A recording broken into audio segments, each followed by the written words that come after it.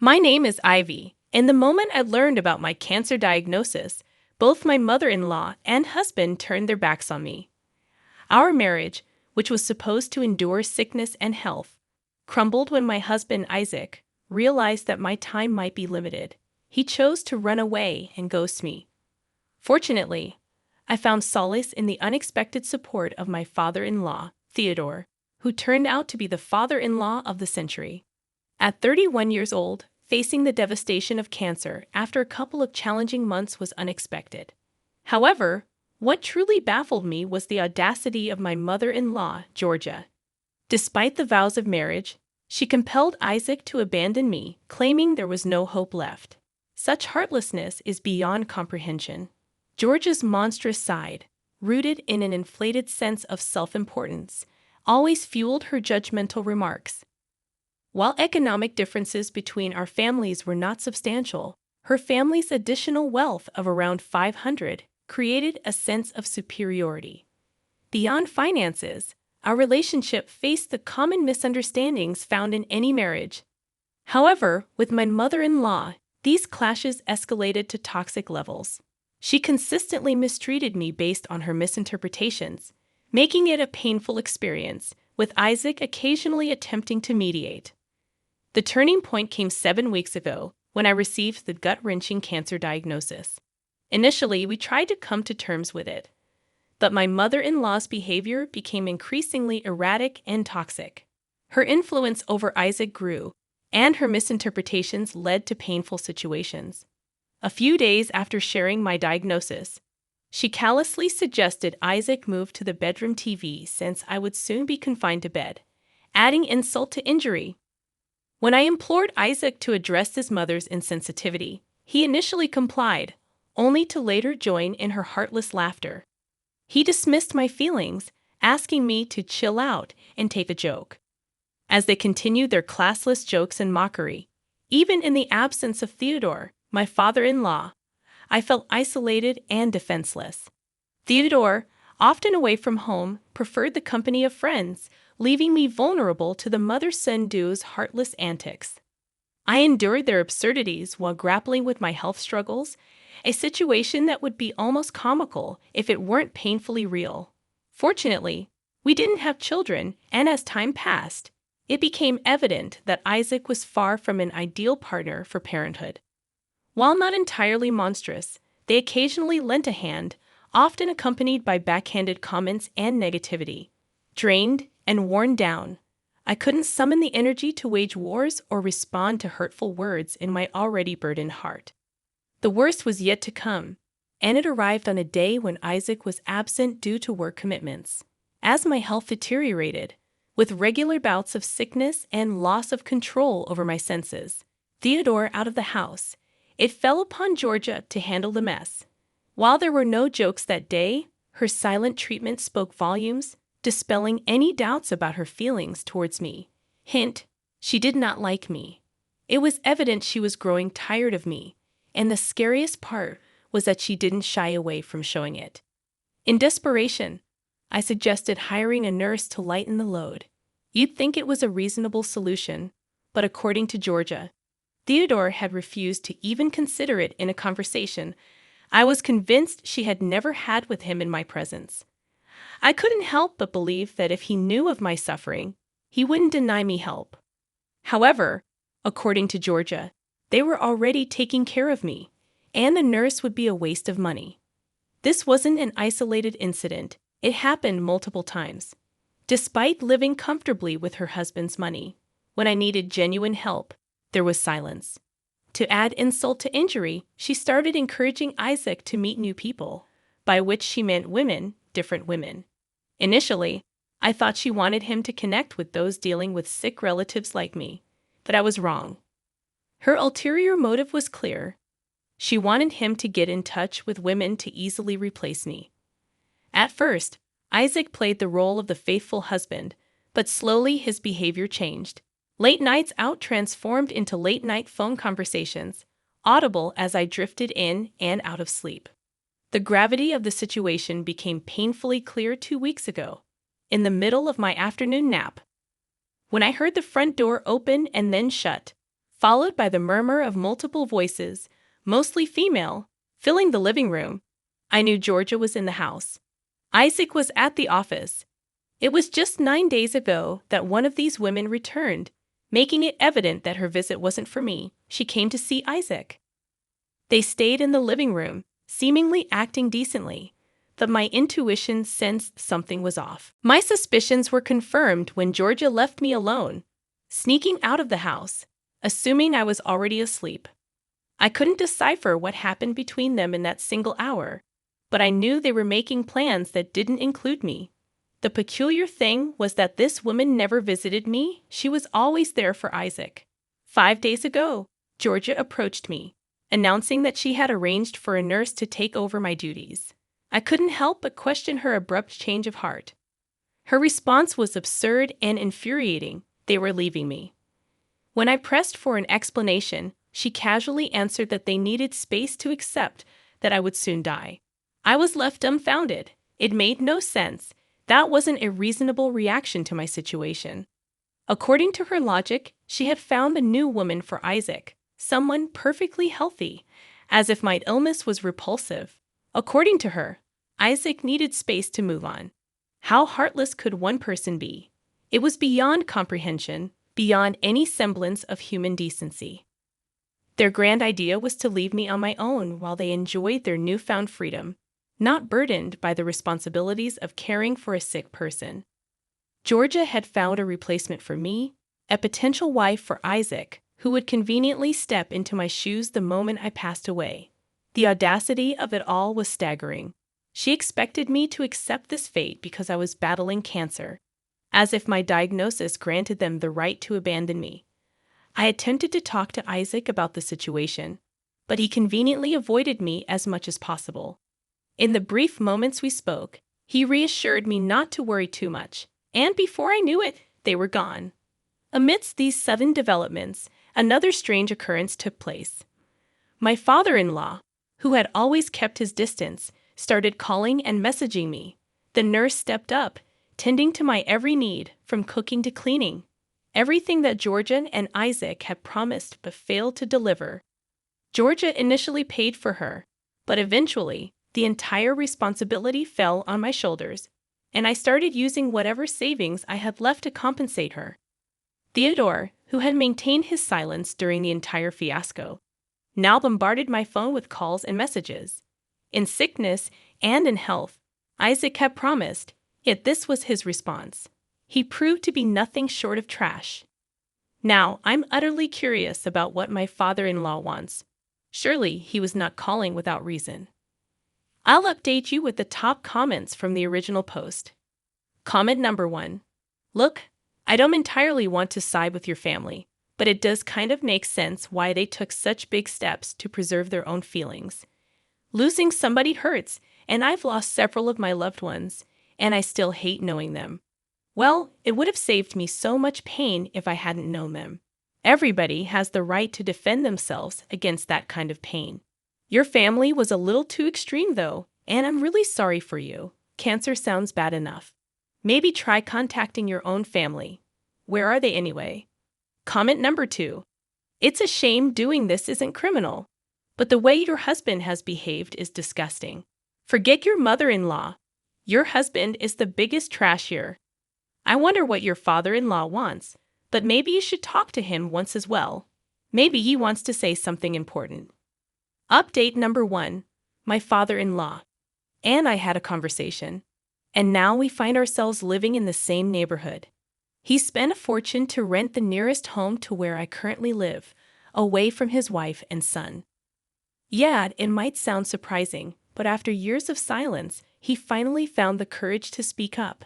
7 days ago, he reached out to me again, and I decided it was time to confront the truth.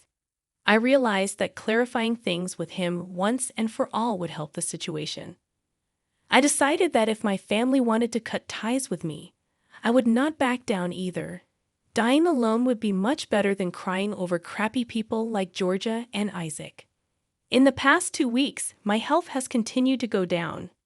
I find myself bleeding profusely, and even the thought of food disgusted me. When he called, I mustered the strength to answer. ready to hear whatever he wanted to talk about. The moment I picked up the phone, he immediately apologized for staying silent for so long and did not shy away from accepting whatever his wife and son did to me as wrong.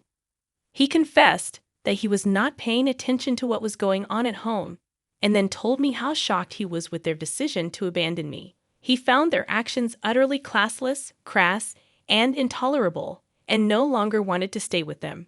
That's why he reached out to me. Well, since I held no grudge against him and was in a desperate situation, I accepted him back into my life. At that point, I was far too tired to care much about the details, and so for the past 7 days, we've been living as neighbors. He comes over to check up on me 3 times a day and has also decided to take the responsibility of paying for my nurse with her weekly payments. But that's not really what is developing in these past weeks. There are a couple more things that happened. Allow me to explain. When the news of my father-in-law staying with me reached my mother-in-law and husband, they acted very swiftly. They reached out to him first, leaving voicemails, sending messages.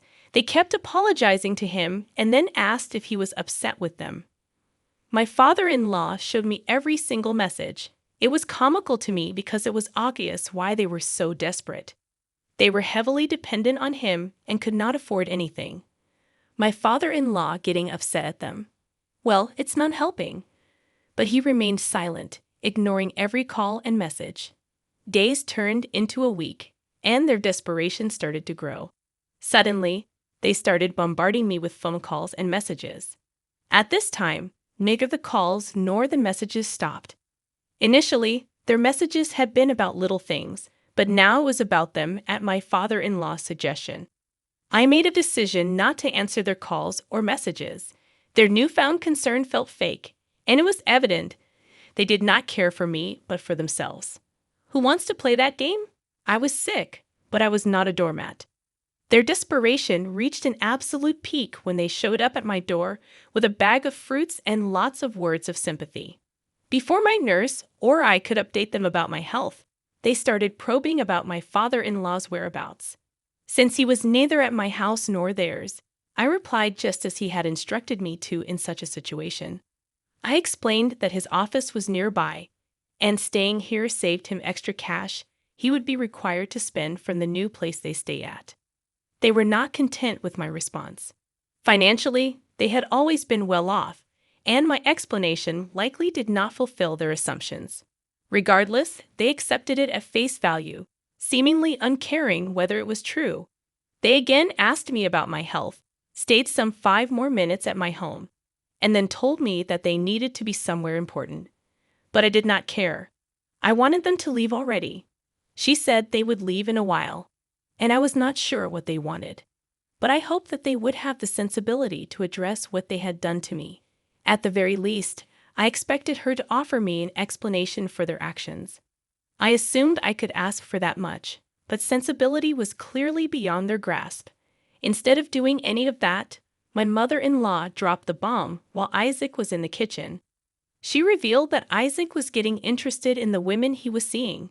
The words hit me like a ton of bricks.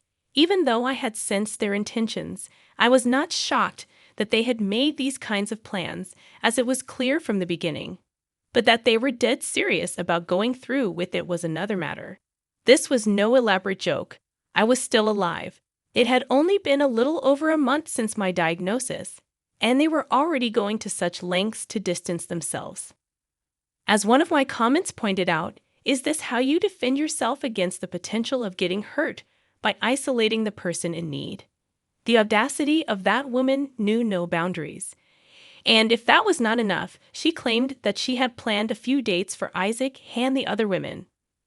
My nurse, bless her, tried to put an end to this cruel conversation, informing my mother-in-law that I needed rest. Then she mentioned her hopes that I might attend, quote, at least his engagement party. Yeah, the audacity rises. But she did not stop there. Oh no, she promised to send me the divorce papers on Isaac's behalf, indifferent to any response I might have. According to her, it was better to handle the paperwork before I lost my senses, as if I were on the brink of insanity. Yeah, her logic. It would save Isaac potential heartache, and the divorce would allow him to get over me quickly with this new woman by his side. My nurse, her eyes fixed on me, probably wondered how I was managing to endure such insanity. Yesterday, true to her promise, she sent the divorce papers, and Isaac had already signed them, along with a confirmation from his side indicating that he did not care about me at all. Although deeply hurt, I cannot say I was entirely surprised. I always knew what they were like. Instead of reacting impulsively, as I desperately wanted to, I waited. I waited to share this news with my father-in-law. When I told him about the divorce papers, he looked not just disgusted and disturbed but also betrayed. After spending countless years with his son and wife, he must have held out some hope for decency and compassion. Yet, he made a promise. He vowed to take his weekend off the next week, setting aside time for us to confront this legal nightmare together. I was not sure about his intentions, but facing a more stable person while I was dealing with my illness seemed like a better option than dealing with it on my own. Update number 2. He came over to my place and then told me that he had been thinking over some things for some time now. When I questioned him about what he meant, he introduced me to his lawyer dealing with our case. He informed me that his first words to the lawyer were that he had given enough time for his wife and son to come around, but since he saw no improvement in their behavior, he was going with the plan. And I knew what he was planning. On that particular weekend, he came to my home with his lawyer. I was excited about whatever he had in store. We began discussing the divorce situation, and then he dropped the news on me, the thing he said he had been contemplating for a while. He wanted to make changes to his will. Even with his lawyer attempting to discuss the matter seriously, he kept insisting that he had thought enough on the topic and did not want to think about it anymore. It took an entire day of intense discussions, but by the day's end, I found myself the sole heir to every possession that he owned. He had cut them out entirely, leaving them with nothing more than a small plot in a barren countryside, a worthless piece of land that had nothing around for miles and miles. I knew my father-in-law had just made their lives harder, and I thought that was the end of it. But then he surprised me again. He summoned another pair of lawyers, and they were discussing divorce. Yes, you read that right. It was no longer solely about me. My father-in-law was on the brink of making the most important decision of his life. He planned not only to strip his wife of everything, but also to divorce her overnight. He looked at me and asked if I was all right with divorcing Isaac. After everything Isaac put me through, I did not need to think twice about it. I responded firmly, stating that after all this betrayal, I would be a fool to stay with him. And just like that, it was settled. I was going to divorce Isaac, and my father-in-law was going to divorce his wife, Georgia, and there's no turning back. The lawyer suggested we wait at least a month before filing for divorce, so that it would not look too hurried and planned to the court. We just agreed to wait.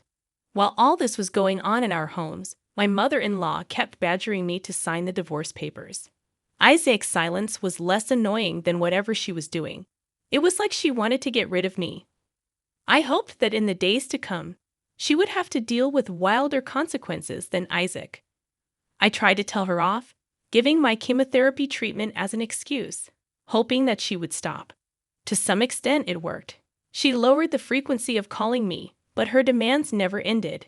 She even dared to send me a picture of the women she intended for Isaac, adding insults to the injury with her questioning, "Isn't she pretty for Isaac?" Care to explain to me if you would have dealt with something like that? However, all of her crafty behavior only made my father-in-law more determined. He never forgot to apologize for his wife's behavior, and in a mere 5 days, this month will end, and both my mother-in-law and Isaac will receive the consequences of their actions. My mother-in-law will get a legal notice, and Isaac will receive those signed divorce papers he wants. If all goes according to plan, this would be the end of our interactions on all levels. Update number 3. The divorce bombshell shook Georgia's world. Much to my amusement, she had been prepared for many things, but not for this. Upon receiving the legal notice, she dropped a storm of calls on my father-in-law's phone. When he refused to answer, she stormed over to both our places, demanding an explanation. My father-in-law was at my place for his routine checkup, and he had no choice but to tell her the blunt truth in my presence. He was tired of her and had contemplated this step for a long time. It was clear why he preferred the company of his friends over staying at home with his wife. Immediately, she broke down almost on her knees. She pleaded with him not to leave, and it was at that moment that the reality had hit her. My father-in-law kicked her out of his life.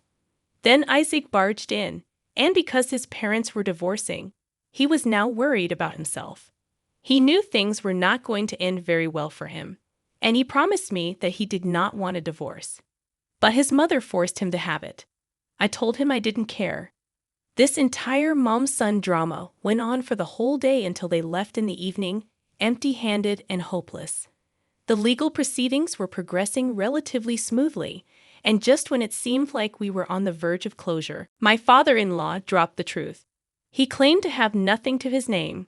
Despite this, the court still ordered him to pay a certain amount of money to Georgia each month.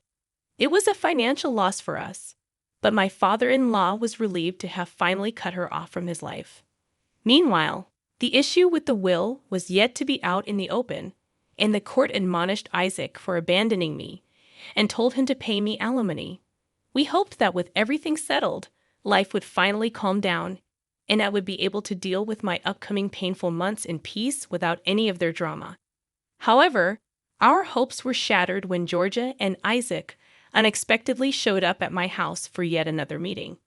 During their unexpected visit, they came up with an idea, a negotiation of sorts, after they found out the truth about the will. If they had approached it differently, I might have felt sympathy, but they chose to be cruel. Georgia, in her typical manner, claimed that since I was not going to live long, it made no sense for me to hold so much property in my name. I just brushed off her words. I had already made a decision with my father-in-law. We knew what was going to happen as tensions escalated. Isaac, viewing my response as an insult to his mother, immediately thought of violence and raised his hand against me. My nurse immediately called the police, and by the time they arrived, the mother and son duo had fled the scene. Using my nurse and my father-in-law's witnesses, I asked for a restraining order. Given my fragile state due to my illness, it did not take long for the order to be issued.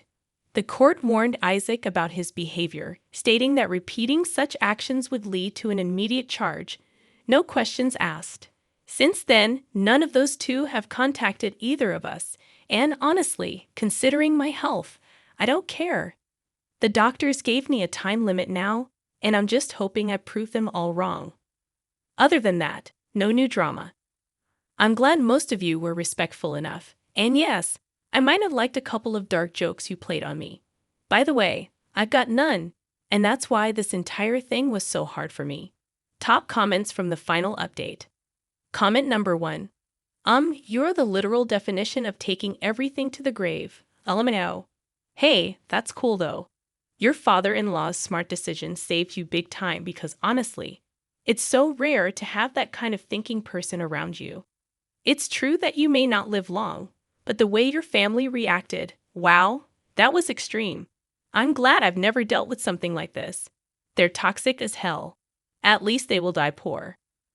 Comment number 2. I'm so curious. Is the woman you're talking about? Didn't she, know that you're sick? How could one woman be so mean to another? I mean, where's the sisterhood? All for a dang man, and one that would not even stay faithful to the same woman he vowed to stay with for all his life. Like, wow. I'm so glad I like girls because honestly, this is too much for me. Good luck soon. I hope you win this war. Well, we just reviewed 2 of the comments, and I have to agree with the last one. I can't believe somebody would be so mean to somebody else, knowing that they were battling such an illness. But yet, OP had to deal with this mother-in-law of today's story that was an absolute nightmare.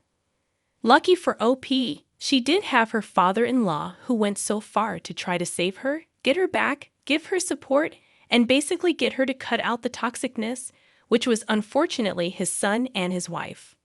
I want to know your thoughts on this one, guys. Go ahead, drop your comments down below. This one was an intense one. It had sad moments. It had exhilarating moments, but overall, it looks like karma came again. So drop your thoughts down below, guys. My name is Mr. Reddit. I narrate these sorts of stories every single day. If you guys want to be a part of these daily videos, all you have to do is subscribe to the channel. Hit that like notification. And well, I hope you have a great day. I'll see you tomorrow. Remember, it's cool to be kind. Peace.